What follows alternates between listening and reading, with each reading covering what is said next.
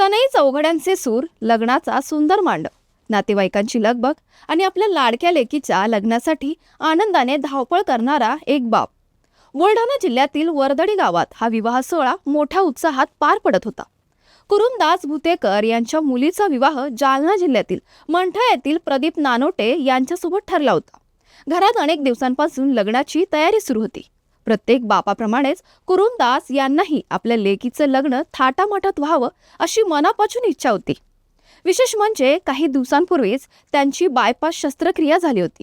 प्रकृती ठीक नसतानाही त्यांनी स्वतःच्या वेदनांकडे दुर्लक्ष केलं. गुरुवारी सायंकाळी विवाह सोहळा सुरू झाला. मंगलाष्टकांचे स्वर घुमत होते आणि अखेर तो भावूक क्षण आला, कन्यादानाचा. एक बाप आपल्या काळजाचा तुकडा दुसऱ्याच्या स्वाधीन करत होता. डोळ्यात पाणी होतं, पण मनात समाधान होतं. कुरुमदास भुतेकर यांनी आपल्या लेकीचा हात वराच्या हातात दिला आणि अचानक त्यांच्या छातीत तीव्र कळ आली.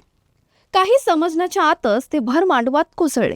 मात्र हृदयविकाराच्या तीव्र धक्क्याने त्यांची प्राणज्योत मालवली होती.